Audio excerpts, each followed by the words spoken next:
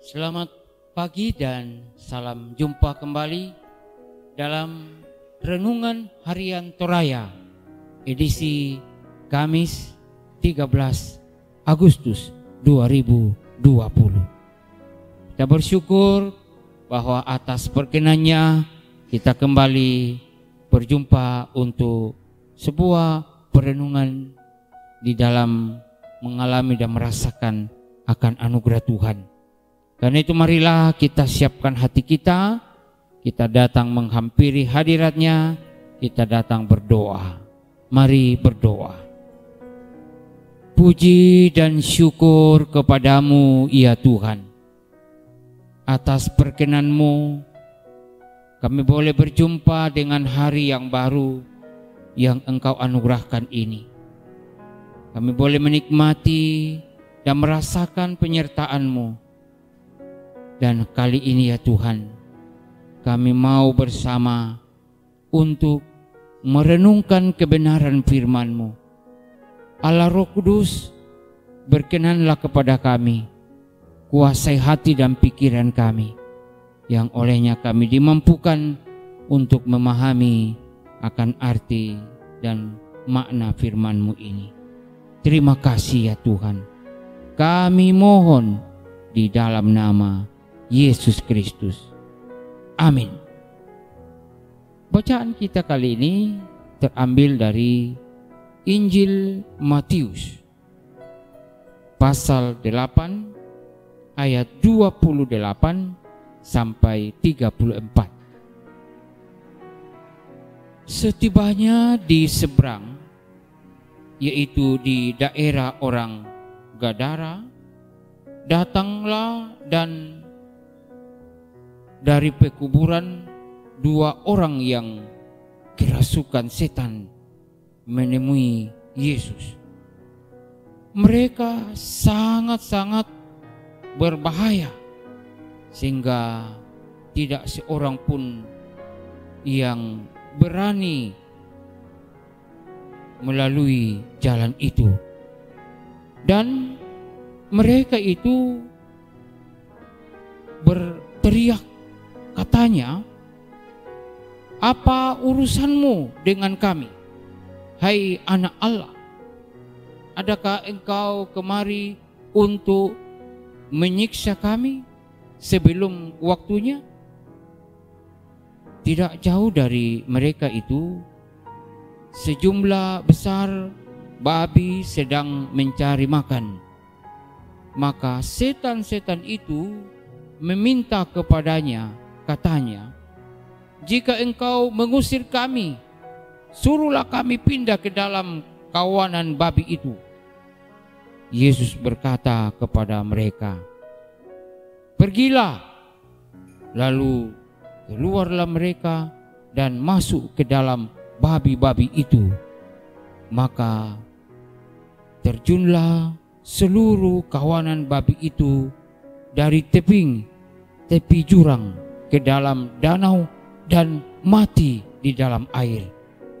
Maka larilah penjaga-penjaga babi itu, dan setibanya di kota diceritakannya segala sesuatu juga tentang orang yang kerasukan setan itu. Maka keluarlah seluruh kota mendapatkan Yesus, dan setelah mereka berjumpa dengan Dia, mereka mendesak supaya Ia meninggalkan daerah mereka. Demikian firman Tuhan. Saudara-saudara yang kekasih dalam Tuhan, pada perenungan kita hari ini, kita diajak untuk merenungkannya dengan tema jangan egois.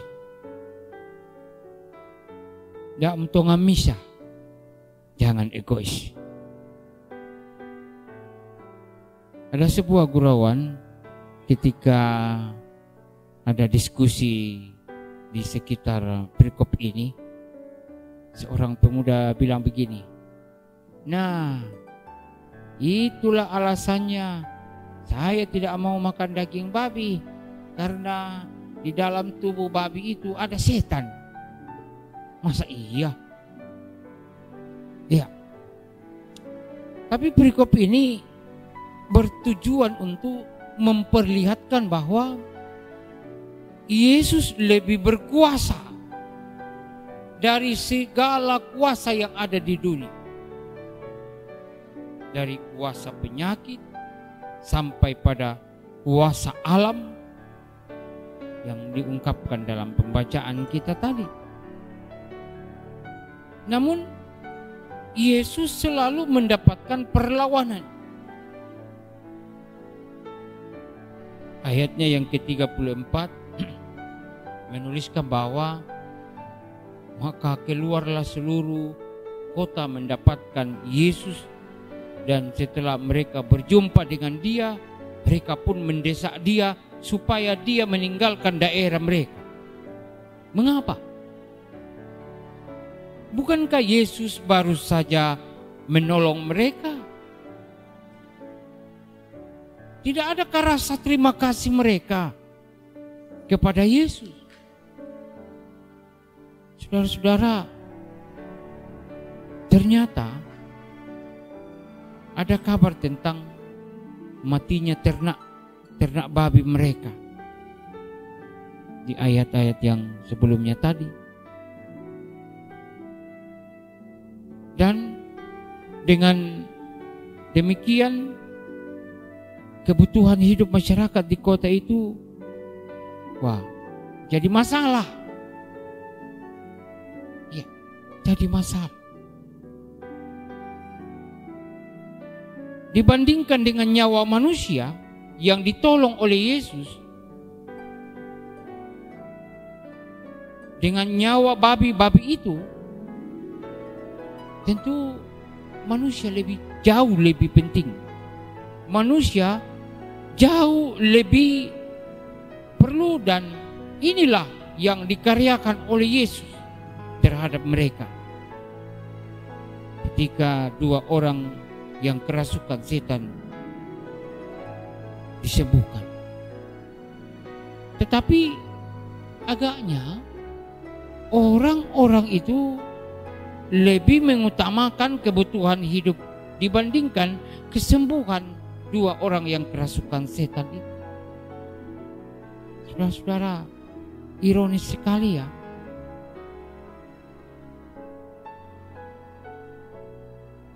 Seorang manusia dibandingkan dengan hewan, mana yang lebih penting? Mana yang lebih perlu?